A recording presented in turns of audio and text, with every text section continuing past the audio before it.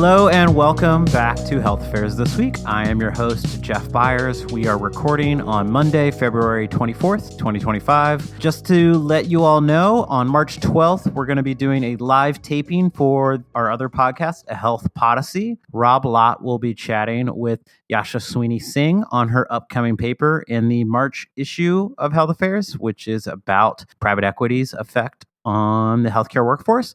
Today, to discuss the latest installment of the Vital Directions paper package, I'm joined by Victor Dzau from the National Academy of Medicine. Victor, welcome back. Oh, thank you very much. I look forward to talking to you. So Vital Directions began in 2016. In 2021, you partnered with Health Affairs for a set of papers, as well as the current 2025 set of papers. Looking back at 2016 and 2021, what would you say is the most pressing health policy concern, and how has that concern evolved since 2016, and where do you expect it to land in 2029?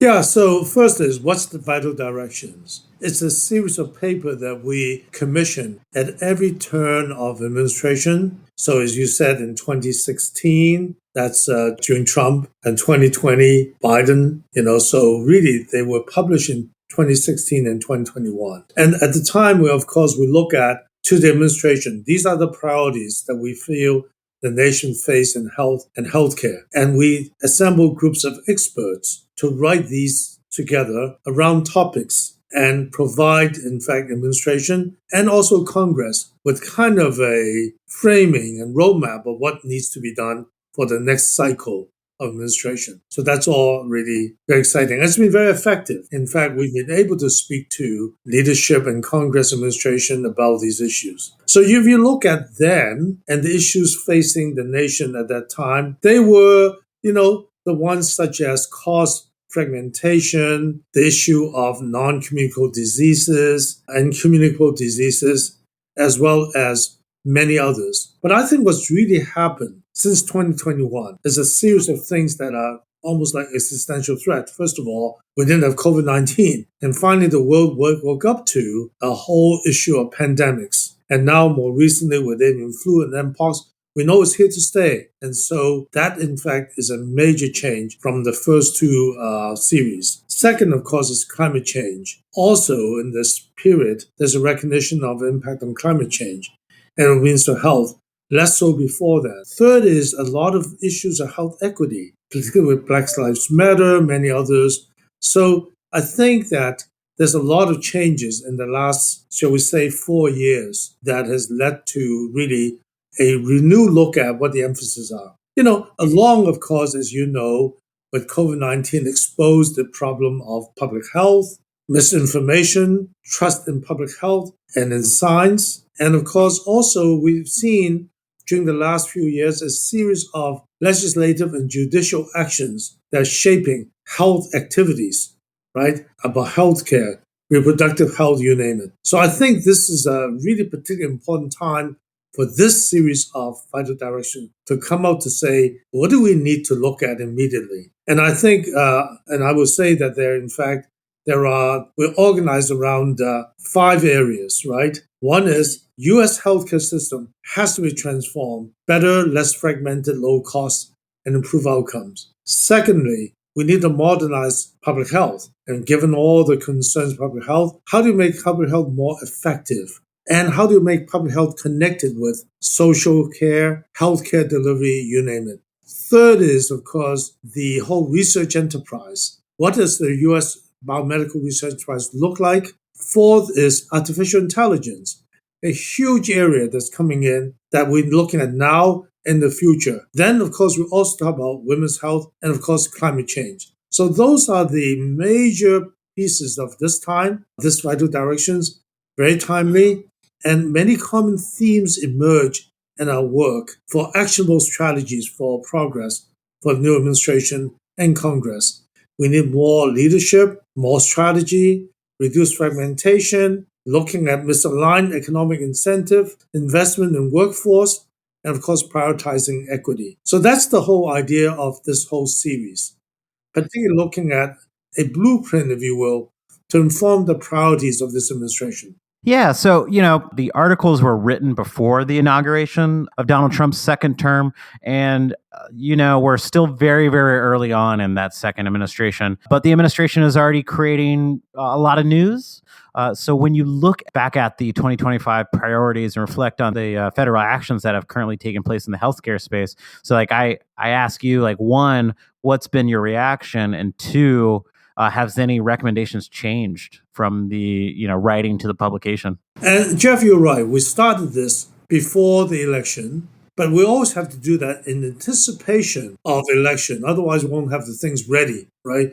We just published in January. But I think the areas we identified is really remain true irrespective of what administration it is. Who would disagree that we need much better healthcare system that's not fragmented, that's affordable, and that is in fact transformed? Who would disagree that public health needs to be doing better? Who would disagree with the fact that we need a much better research strategy? And of course, think about AI and climate change.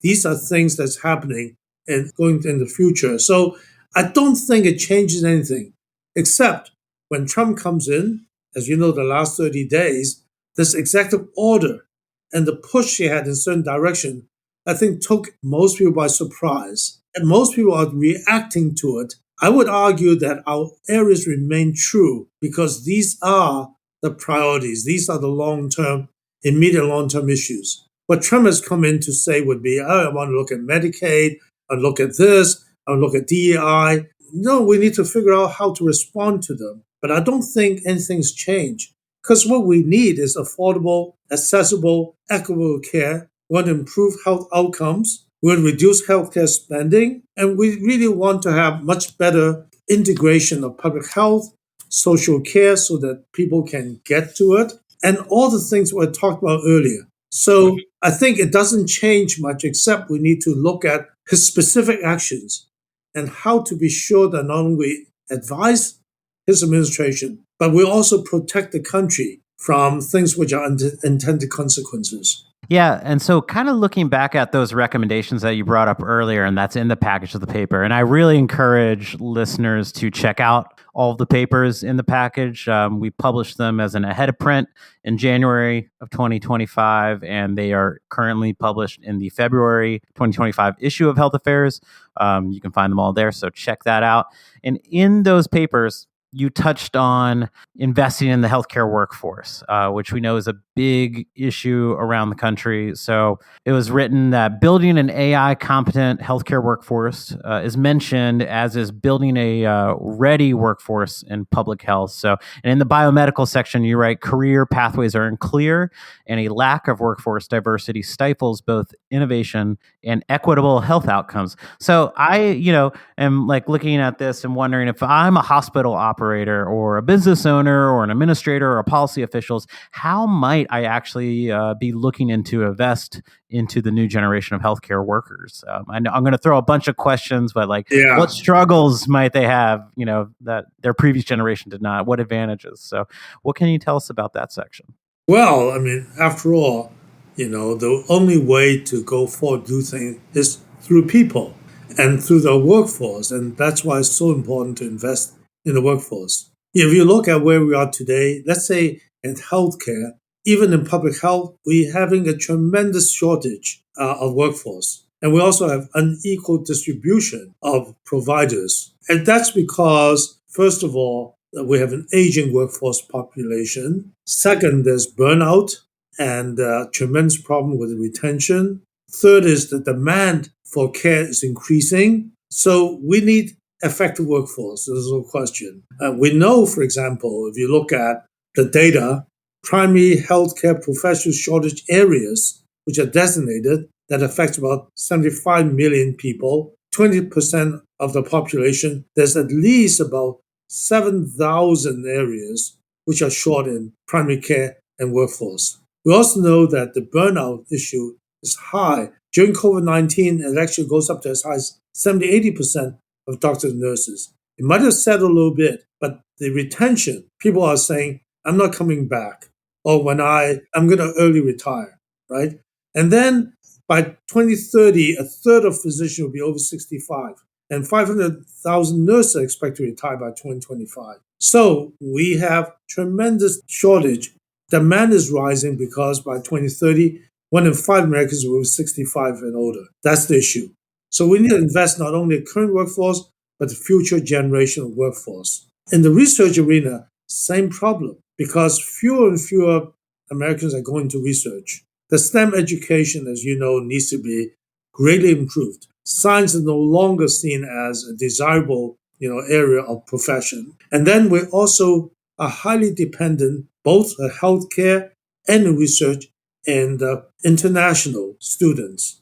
Particularly if you look at in areas like physics and others, I mean, most of the majority of leaders are from international training. I myself, an immigrant coming from a different background, and we need that. And of course, as you know, these days, immigration policy, etc., makes it really difficult. We also need to pay our workforce better and to retain them. So there are many issues. I believe the highlight is let's start planning how to create, retain, and enable a generation of healthcare workforce researchers to make sure we can carry out the work for the nation. So we also need to train the workforce for the future. And in healthcare, digital technology, AI is really, really important. So we need to train them, include, in fact, requirement for training so that they can manage information, digital innovation for care delivery, right? I think that's really so important. And we also need to be sure that workforce begin to work across, as you talk about fragmentation, the different sectors in public health, healthcare, social sectors, etc. So that's another important area of the workforce readiness for the future. Maybe we can touch on this, maybe not, but I am curious about like when you mentioned AI and paying the workforce better, which I think is desperately needed. Like, how might those hospital operators or practice managers think about those investments into their workforce, especially when they think about what they're, since they are businesses? Yeah, my feeling is investing in those areas is only going. There's a good business case because, first of all, you'll be more efficient. Secondly, in the workforce shortage, that in fact the use of digital technology, AI, may allow you to actually work with fewer people, increasing efficiency. AI, if done right, can help you look at good clinical decisions. So I think there's a lot of reason to invest in it because long run, and I know health systems are investing in it, no question. Not only a workforce, but using AI to manage workflow, hospital beds, right? Predict who's likely to get sepsis, who's likely to end up, crashing or not, and therefore being able to manage the patient much better. That's certainly an efficiency issue as well as because better healthcare altogether. So another theme in the papers was reducing fragmentation. So fragmentation and working in silos has been a topic of concern for as long as I can remember. Have we made any concrete movement on this? Is there any optimism to share on this front? Yeah, well, not enough to be sure, right? When you think about fragmentation, we have fragmentation within the healthcare itself, fragmentation across the healthcare stakeholders and related areas, and we have fragmentation with regards to strategy, policy, and funding. So all those three areas. Let's begin with the first one. When you think about healthcare, we think about primary care, specialty care, long-term care, rehab, community care. And as you know, these are highly fragmented. And more and more systems are looking at how to actually make them much better seamless in the continuum of care, right? A patient frequently have to go from one to the other, separate appointments, getting different messages. So one, of course, major area is using electronic health record. But as you all know, we have trouble with interoperability and making sure that we have the same platform, particularly records from community health, social services, and others. So I think this is a big fragmentation. Such an issue needs to be integrated and seamless for patient care, and hopefully also with financial incentive and measurements of outcome that can enable us to do a much better integration. That's one point. Second, beyond health care, we have fragmentation with public health, with social care, with payers and others, community organization, right? We learned, for example, from COVID-19, the issue of social determinants, that if we can integrate all these things, then you provide your patient with much better social care and therefore maybe less need for medical care. So these things need to be happening. And certainly, I would say during you see a paper from Mark McClellan about reforming public health, needing much better coordination across sectors, using examples like state and local governance collaborating to look at how to enable a much better integration or coordination across different sectors. And third is policy and funding. And that's another problem, right? As I mentioned, state, federal government, even counties are all making different decisions. And also, they all have somewhat different financing needs and pressures. And they need to come together to be a lot more integrated in thinking about those things. And research, and our research paper by L. Reese, talk about the difficulty in looking at fragmentation of funding between philanthropy, foundations, NIH, NSF, and rarely do we look at how to integrate and align this funding in order to get the right outcome, particularly in research areas. So there's a lot of work need to be done. Are we making any progress? Well, certainly, I think there's a lot more recognition now and willingness to do this. So, for example, we have seen that in the places like North Carolina, where I live, that in fact there are efforts to look at how to use Medicaid dollars, look at social determinants, pay for housing and others, in order to integrate the social and the medical care aspects of things. So I think that the McClellan paper and the Don Berwick paper really address many of these issues. My colleague Rob Lott spoke with Don Berwick about his paper in the Vital Direction series on the Health Policy podcast. So I don't want to retread what they discussed too much, but I will ask as we wrap up, especially in looking at the recommendations for public health, is there any small actionable items that can help push healthcare into more of a team sport? Yeah, thank you for using those words, because Mark McClellan's paper and his colleague says we need a team sport approach. What does that mean? You know, at the end of the day, population health is everybody's responsibility, right?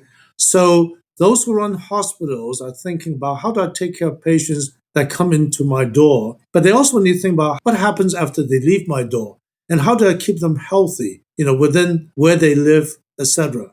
And we all know about social determinants of health. Public health people think about how do we keep the public healthy, and particularly community health. And there are, of course, more and more organizations working on community health workers and others. So I think the whole idea, and social care I mentioned, is a team sport. How do you actually collaborate, align, and share accountability across different programs at the end to improve population health? That's the key issue. And to do that, as you said, you have to start changing the incentives and integrate the data, which is so important, and create partnership. So there are indeed efforts now to bring together healthcare delivery, public health, social care together to create ways to align, to create teamwork, and also to share data. So to get beyond the siloed, to be able to look at things together and measure things together. So there's several initiatives that's going right now that is in fact discussing this. I do think that federal legislation and administrative action can be helpful because they can incentivize, the coming together, if you will. They can enable more data sharing, etc. And of course, all that working along, as I said earlier, about there was a state like in Indiana, where in fact they have a multi-sectoral statewide commission to bring together everybody, including business, to look at how to promote healthcare priorities. And at the federal level, you can look at a federal plan for equitable long-term recovery resilience and to look at changes needed in federal government. So during the last administration, certainly there was effort to bring together all relevant federal government departments and agencies to look at how do we look at working together how to foster community-centered collaboration and investment to strengthen these systems, and ultimately a whole government approach on resource on communities. So lots of things going on. I think if you read those papers, it's all in there. Victor Dzau, thanks again for joining the program. Before we head out, is there anything you want to highlight regarding Vital Directions that we haven't touched on?